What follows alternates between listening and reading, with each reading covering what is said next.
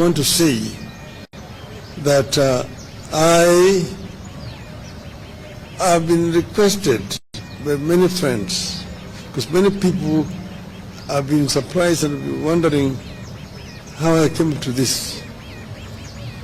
Many of my friends from outside Kenya approached me and told me that this position of AU chairmanship is becoming vacant next year. They have looked around the continent and feel that among the people who may offer themselves, you have the best credentials to take this organization forward. Thank you, Wycliffe. We have had a meeting with the Prime Cabinet Secretary and Cabinet Secretary for Foreign and Diaspora Affairs, my brother, Honorable Wycliffe Musalia Mudavadi, who led a team of government officials. This was in regard to my candidacy for the African Union Commission chairmanship. I wish to reiterate the obvious, that I am vying for a position in Africa, not in the government of the Republic of Kenya. But I need the endorsement of the government of Kenya for that African position.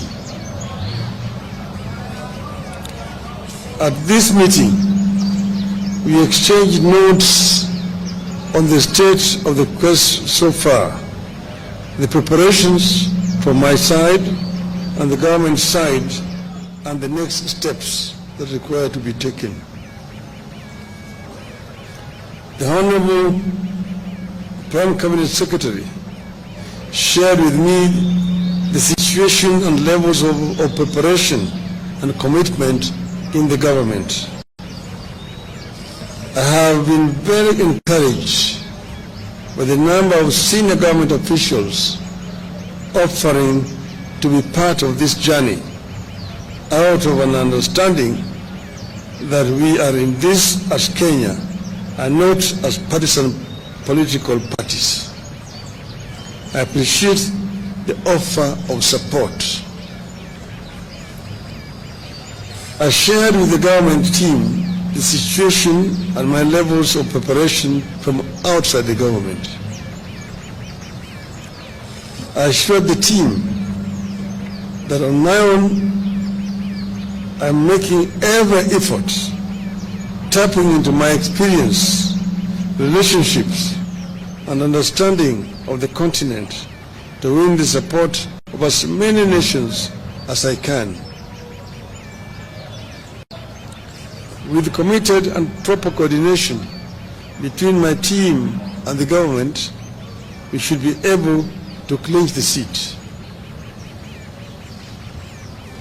We agreed that coordination and synergy are going to be critical as we embark on the next critical steps that include the submission of my application. We therefore agreed on the need for efficiency, the need to cut bureaucracy, and unveil a well-oiled and flexible joint effort going forward. Like all campaigns, plans emerge and change suddenly. Demands arise and change suddenly, and we need to be able to respond to them as suddenly as they emerge. We also agreed on the need to understand the sensitivities in this quest that include national, regional, continental, and global dimensions to this quest, and therefore the need to always act responsibly, bearing all these sensitivities in mind.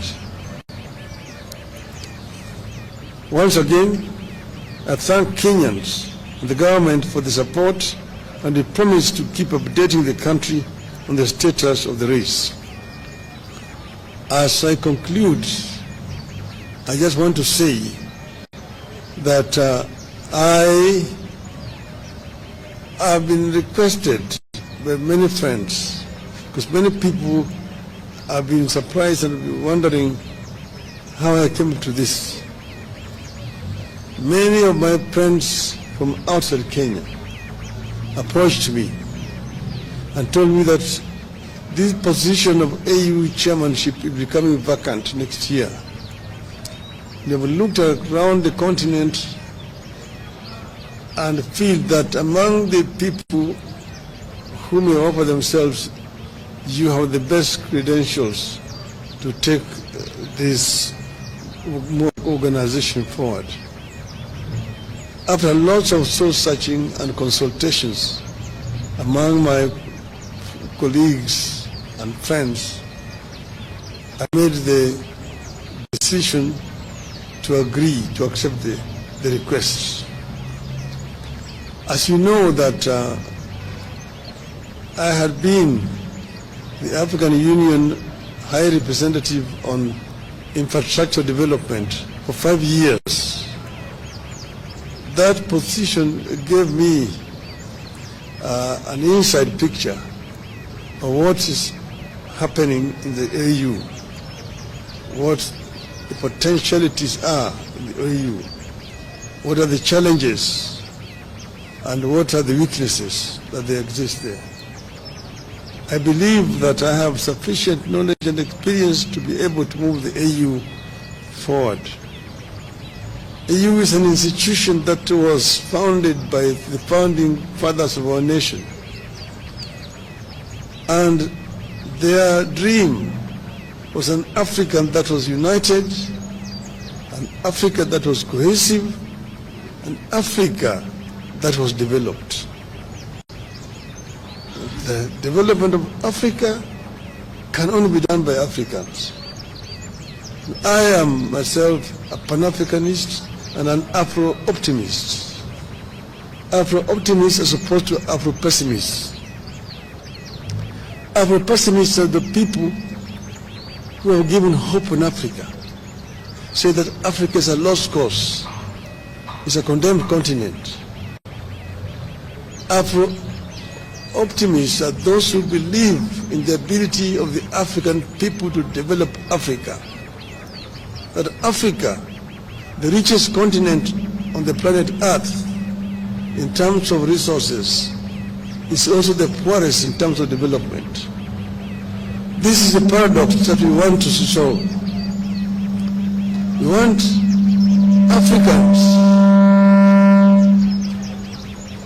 to be able to take charge of Africa. We want to expand the communication and trade among the African people. I was telling my brother here that when I was a student in Europe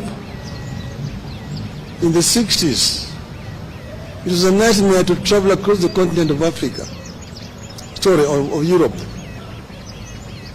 In Europe, to move from one country to the other, you needed a visa. And if you did not have a visa to transit in one country, they arrested you at the border and returned you where you come from. Today, you can travel across the whole of Europe, the Schengen visa. You want to enter somewhere and you can go to all parts of Europe. Yet in Africa, you still have a problem. Aliko Dangote, one of the most prominent African businessmen, was saying just the other day that he needs 35 visas to travel across the continent of Africa. His French counterpart, who is his competitor, does not need, using a French passport. With a Nigerian passport, you need 35 visas to travel on the continent of Africa. You ask yourself why? Why can you not have one African visa? It can be done. We can connect the whole of this continent. And that's why I've been talking of the story of African lion. That the African lion must wake up now and claim the 21st century as the African century. Thank you, ladies and gentlemen.